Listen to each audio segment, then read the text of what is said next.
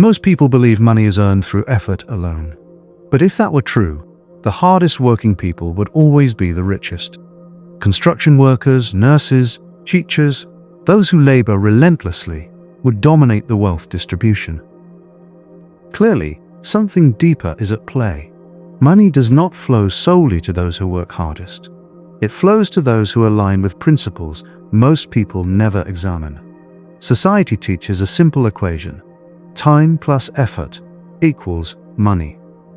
Work more hours, produce more output, sacrifice more of your life, and wealth will follow. This is the doctrine of scarcity, the belief that money is finite, that it must be extracted through suffering. And while effort matters, it is not the determining variable. Effort without alignment is labor without leverage. You can push against a wall for decades and still go nowhere. The war moves when force is applied in the right direction. The confusion arises from a fundamental misunderstanding of what money represents. Money is not the paper. It is not the number in your account. Money is a symbolic system, a collective agreement that certain energy, attention, and value can be stored, transferred, and exchanged. It is organized human energy made liquid. Every dollar in circulation represents someone's focused attention, someone's perceived value, someone's willingness to coordinate with others. And because it is symbolic, it responds not only to physical action, but to the principles that govern symbols, perception, belief, attention, and coherence. Consider how money actually moves. It flows toward perceived value. A person can work 12 hours digging ditches and earn a modest wage. Another person can speak for 30 minutes on a stage and earn a fortune. The difference is not effort, it is the perception of value attached to that effort. The audience believes the speaker offers something rare, something transformative. The ditch digger, no matter how exhausted, has not structured their work in a way that amplifies perceived value. This is not a moral judgment. It is structural observation. Perceived value is created through attention and belief.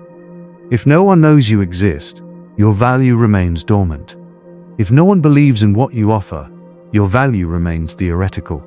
Attention is the currency before currency, and belief is the amplifier. When people believe in a product, a service, a person, they willingly direct their money toward it. Belief transforms the intangible into the transactional.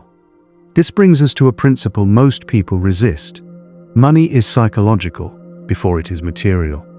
The outer economy reflects the inner economy. If your internal relationship with money is rooted in scarcity, fear, or unworthiness, that structure will shape how money moves through your life. Not because the universe is punishing you, but because your behavior, decisions, and energy will unconsciously align with that internal state. You will avoid opportunities that feel too large. You will undervalue your work.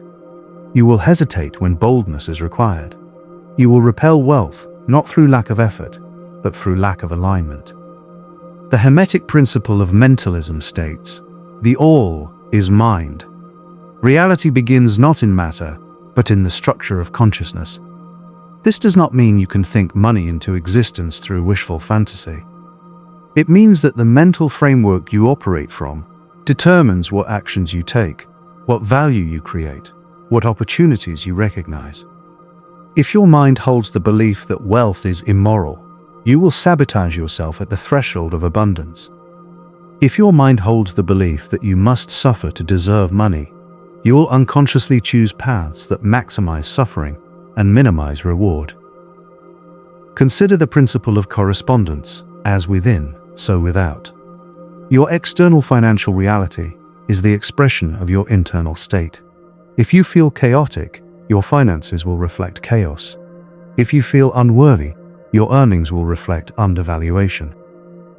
If you feel abundant, even in modest circumstances, you will make decisions from sufficiency rather than desperation. And desperation repels. It signals instability. People do not pay premium prices to desperate people. They pay premium prices to those who embody the value they offer. Value attracts value. Confidence attracts confidence. Clarity attracts clarity. These are not supernatural forces. They are social and psychological dynamics. When you operate from a coherent internal state, your communication becomes clearer, your decisions become sharper, your presence becomes more compelling. People sense alignment. They sense when someone knows their worth, and they respond accordingly. Most people approach money backward. They wait for external validation before feeling internally abundant. They wait for the paycheck to believe they are valuable. This is reversal of causation. The internal shift must precede the external result, not because reality bends to your wishes, but because your actions, attention, and positioning change when your internal structure changes. Here is what actually shifts the relationship with money. Stop viewing it as a scarce resource you must chase, and start viewing it as a flow you participate in. Money circulates through networks of exchange. And the more value you introduce into those networks, the more money flows toward you. But value is not just hard work. Value is also positioning, communication, timing, perception, and belief. A brilliant idea poorly communicated has no value. A mediocre idea brilliantly communicated can generate millions. Your task is not to work harder. It is to refine your alignment. Examine your internal relationship with money. Do you resent it, fear it, avoid it? Whatever emotional charge exists beneath your conscious awareness is shaping your decisions. Examine your attention. Where are you directing focus? Attention directed towards scarcity magnifies scarcity in your perception. Attention directed toward opportunity magnifies opportunity.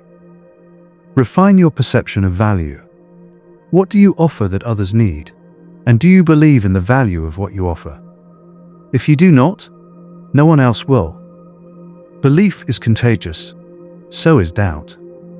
If you hesitate when naming your price, the other person feels that hesitation and questions whether you are worth it. If you state your value with quiet certainty, they accept it as fact. Examine your coordination with others. Wealth is rarely built in isolation. It emerges through networks, partnerships, collaboration.